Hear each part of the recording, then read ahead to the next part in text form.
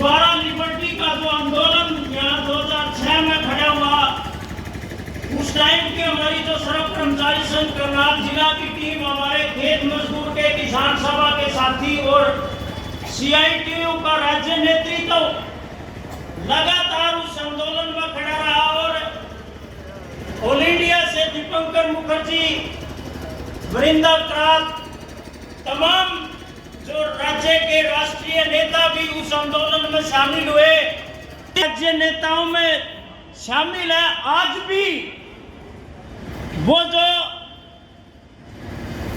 प्रशासनिक जो उत्पीड़न की जो घटनाएं पिछले दिनों यहाँ झूठा केस 307 का इनके ऊपर बना दिया गया और लिबर्टी के आंदोलन में भी कॉमरेड जोगा सिंह और जगपाल और उसके जो 8 साथियों पर 10-10 साल की सजाएं हैं। हाई कोर्ट में तो जमानत है। साथियों में जिस खेत कर्मचारी का परिवार है, भट्ठा मजदूर का परिवार है, भवन निर्माण का परिवार है, मिड डे मील का कई सारी जो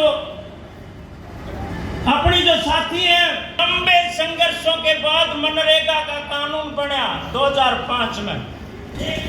हम क्या कहेंगे और आज जो तमाम कर्मचारी एकत्रित हुए हैं करनाल में? ये हमारा CITU का 15वां राज्य सम्मेलन है और CITU हर 3 साल में अपने सम्मेलन करता है, नीचे जिले से लेके और राज्य स्तरीय, और उसके बाद हमारा राष्ट्रीय सम्मेलन होगा दिसंबर लास्ट और जनवरी फर्स्ट वीक में। तो मुद्दों को डिस्कस करते हैं वो तमाम मुद्दे हैं जिसमें न्यूनतम वेतन का मुद्दा मुख्य तौर पे शामिल है। और हम जानते हैं कि हरियाणा के अंदर पिछले 10 साल से न्यूनतम वेतन को रिवाइज नहीं किया गया है। हुड्डा सरकार थी तब ये पास हुआ था न्यूनतम वेतन, उसके बाद खट्टर की सरकार बनी तो उन्होंने उस वेतन को लागू किया था, लेकिन आज तक अब वो वेतन रिवाइज नहीं हुआ है। तो हम ये न्यूनतम वेतन को रिवाइज करने की लड़ाई लड़ रहे हैं। उसके साथ साथ कच्चा रोजगार है, तमाम तरह की हमारी जो परियोजना वर्कर्स हैं उनके साथ भी न सरकार उनको कोई न्यूनतम वेतन दे रही है, न ही किसी तरह का सामाजिक सुरक्षा लाभ है। इसके विपरीत अभी पिछले काफ़ी समय से आंगनबाड़ी वर्कर हेल्पर को, आशा वर्कर्स को, मिड डे मील वर्कर्स को परेशान किया जा रहा है। आंगनबाड़ी वर्कर्स हेल्पर्स पे भी अनेक तरह के काम डाले जा रहे हैं। पोषण ट्रैकर ऐप के माध्यम से जो उनसे काम करवाने की कोशिशें की जा रही हैं उसमें अनेकों अड़चने हैं। लाभार्थियों तक उनके लाभ पहुंचने में कठिनाई आ रही है। आशाओं से भी जिस तरह से ऑनलाइन काम का दबाव डाला जा रहा है और विभाग से बाहर के अनेकों काम लिए जा रहे हैं जो वास्तव में वर्कर के नहीं हैं, और इन दोनों कैटेगरी को अनेक कामों के लिए जिम्मेदार ठहराया जा रहा है, जबकि जो ऊपर के अधिकारी हैं तमाम उनको बरी किया जा रहा है और तमाम चीज़ों के लिए नीचे के स्तर पे अधिकारियों को जिम्मेदार ठहराया जा रहा है। मिड डे मील वर्कर्स में भी उनके रैशनलाइजेशन करके उनको निकाला जा रहा है काम से, और मेन्यू वगैरह इस तरह का दिया गया है कि मिड डे मील वर्कर भी आज काम करने की स्थितियों में नहीं है।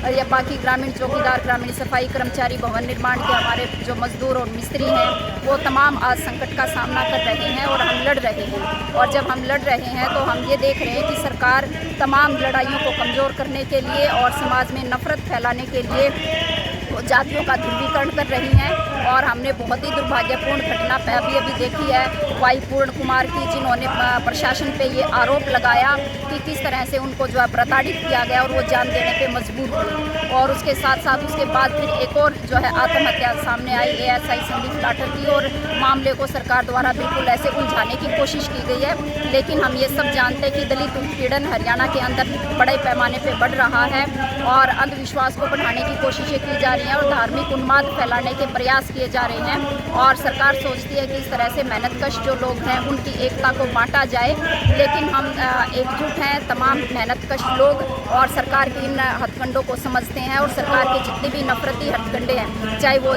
जातीय ध्रुवीकरण का मसला है, चाहे वो सांप्रदायिक ध्रुवीकरण का मसला है, उसके खिलाफ आज हम यहाँ इकट्ठे हुए हैं और आने वाले 3 साल की हम रणनीति बनाएंगे कि किस तरह से हम इन तमाम मसलों पे, तमाम मुद्दों पे आंदोलन चलाएंगे और किस तरह से जीत हासिल करेंगे। इसकी योजना हम यहाँ पे बनाएंगे। आज हमारा सम्मेलन शुरू हुआ है, अगले 3 दिन तक ये जारी रहेगा। 25 तारीख को हम अपनी नई 27 तारीख को नई राज्य कमेटी का भी गठन करेंगे और उसमें अपने तमाम जो भविष्य के आंदोलन तय करेंगे। क्या नाम है आपका? सुरेखा, राज्य प्रधान CITU हरियाणा। मैम क्या कहेंगे, सरकारों द्वारा बहुत सी है